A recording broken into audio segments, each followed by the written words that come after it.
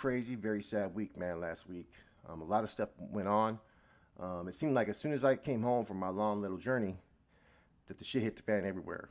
As we already know, the situation regarding Savage Studios. I've done two previous videos. I did one as far as, my interactions and seeing him for the last time, doing my last YouTube video or his last YouTube video with me. And, the rapport that I started to slowly build and the interaction I had with him when I met him in person for the first time. And I want to go further into what's happened since then, since he's been killed. They have a suspect that's in custody. His name is Manuel Robledo, allegedly out of Pico Rivera, was arrested, and he's charged. He's on the court docket. He's being housed at one of the detention centers. He was caught in a stolen purple Durango. Okay, so allegedly there's a lot of speculation. I'm not saying that he's the shooter, but he's being alleged to be the shooter. He's being charged with it. Apparently this shooting happened really quick, and he was arrested immediately, pretty fast. Now, what they're saying is that the rumor is that these two individuals had some issues on TikTok. Exchanged some words on TikTok, social media, pull up, this and that. I mean, typical things that occur with Savage, when someone's talking shit to him, he's ready to take on any fade. Apparently, though, when you call people out, you never know what they may be about, okay? So now the question is what's going to happen from here, okay? Where is this individual standings? Now, from my understanding, he's been previously indicted in other gang indictments in the past. He's supposed to be allegedly in active gang standings. So right now he's facing a murder charge, So I'm not going to go into the intricate details saying that he's guilty or not guilty. But if he was found guilty, what type of ramifications would follow? Okay, first and foremost, man, let's just keep it real. Savage Studios was on the list. He was very overly aggressive about his stance against the particular group from down south. He's made some comments online and so forth. So this individual, right, will probably pretty much be fully embraced, within the active collective, as long as he stays active. Now, what would happen if he decided to go SNY? I have no idea. Okay, I don't know enough about Savage Studios' standings behind the walls, but I know within any particular group, if someone takes out one of your own people and they enter the line where you're at, there's going to be some repercussions. They're going to try to take that life. But at this time, I have no knowledge to say that this individual was SNY or active or whatnot. I've been told that he's active, so I'm going to presume that he's going to go on there and he's going to be embraced. If he's found guilty, he's going to be known as the individual who took out Savage Studios. And this is kind of a testimony for people to realize that how serious this social media stuff can get, man. People are losing their lives. This isn't the first time, Red Indian Boy, we already know what happened to him. He got smoked live on IG. People out there, man, they're not always quick to pull up to run a fade. This new era, it's always about shoot first, ask questions later. You got funk, it's about taking another person's life. And I kind of understand that whole concept, because that's how I used to live life. If I have issues with you, I'm not trying to, box it out. I'm trying to peel your cap, So this is going to be like one of those main stories that everybody's going to be following. And the question that's been posed to me is, what would happen if this individual decided to lock it up? Well, it depends on how good and how valued Savage Studios was recognized within his group. If this individual was to lock it up, they're pretty much probably going to have to move on him. You're not supposed to ever take action towards another group if you don't expect war, if you don't expect guerra. Now, will this translate to things out there in the streets? I doubt it. Even though there's a group of 2-5ers in the system, their presence on the streets is very limited. They're spread out a little bit, and I don't see any type of war or consequences based upon this killing that happened on the streets. The 2-5ers, I don't think, are a big enough group to be reckoned with out there in the streets. No one's really gonna pay them too much time or effort or this and that. In fact, I think a lot of individuals may be running to the mattresses, if you know what I mean, because they may be worried that they may be next. But this wasn't, to my knowledge, a gang-related issue, even though the individual is allegedly gang-related. It was just a matter of opportunity. Savage was putting out posts about where he worked, the smoking gun tattoo parlor. And so this individual decided to pull up. Now, allegedly, they were supposed to fight. You know, there was kind of an agreement that they were going to chunk him and this and that. Individual came strapped, came and handled his business, man. And it's unfortunate, you know, like I've said numerous times, man, that I can't advocate or promote any type of, you know, violence or death out there, you know, on these platforms or out there on the streets. I'd be hypocritical. But I understand it too, though. You know, that's the nature of the game. You can't just sit there and call people out and think everybody's going to come and just run that fade. You know, there's dudes that are about that action.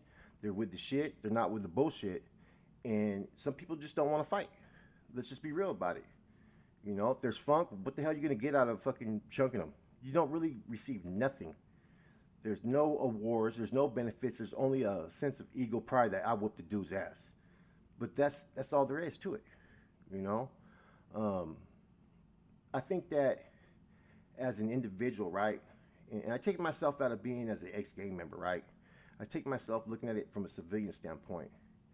It's nonsense. You know, when is the violence going to stop? When are people going to start to make choices and not put themselves in positions for these type of acts to happen? Because you basically just lost two individuals here. You lost one individual who their mom lost a son, their son lost a father, you know, and so forth. You know, at the end of the day, we're all humans. The other individual, he's probably going to be doing a life sentence, you know, and they're going to probably try to attribute this to being a gang-related crime. They're going to probably try to sit there and add gang enhancements and whatnot, because these counties don't play around when it comes to this stuff, man. And so I have a hard time trying to, you know, figure out what's going to happen next from here. You know, if this individual, like I said, it stays in good standings, he's going to be embraced everywhere he goes. He's going to establish his own legacy. You know, maybe that's what he wants. Maybe he wanted to be recognized. A lot of these people who have social platforms, like this individual included, we all have egos. We all like to be recognized for our hard works and whatnot, but we don't always think of the consequences that could follow. You know, this social media stuff is real. And sometimes it consumes you at times and you forget who you are or what the reality of real life is out there in the streets. The reality is anybody can get it, you know, and if you're a target and there's a lot of people who are against you and would love to see your death, you got to be careful what you do, you know. I'm seeing videos online, man, that it's crazy, man, that are coming from individuals that are active, that are their standards are so low, their moral compass is so low when it comes to human life. It shocks me. You know, I know what they're doing it for. They're doing it for the views and whatnot. I get it, man, but it's kind of hard to sit there and piss on a man's grave when he just passed, especially if you're not the one that was about that action to go see that individual or deal with him. You know what I mean? If you were, then it's a whole different ball game, man. You know, but you know, that's just a coward way out of dealing with it, I guess you can call it, man. Is speaking on individuals when they're passed away. You know, what else did I think about this, man? I thought the whole scenario was pretty. Like I said, I'm shocked. You know, I've heard of people getting into it on social media, and then people coming on live and getting whacked. You know, and most of the time those were within the black communities. This was something that pretty much was an eye opener for all of us, man. That, you know, we have to be really, really cautious of our actions and understand the reality of who we are, what our standings are, and what some people do think about us. You know, engaging in social media conflict, I don't like it. I've already said it before, even though I've had to clap back at a few people just because you get tired of it. You know, but this is my whole thinking process is just like this. If you ain't gonna be about that action like how this dude was, then why even fucking acknowledge it? Why even try to fucking involve yourself with those? Especially if you don't even know the person. You know, that takes a lot of balls to do that in a lot of senses. Which you have to give Savage his due, because he was putting out there where he was at. He was going places like San Diego, Santa Monica. He wasn't out there hiding, you know. But when you're out there like that, you still got to be cautious and watch your actions, man, because people don't forget. That's the key thing here. They don't forget, you know.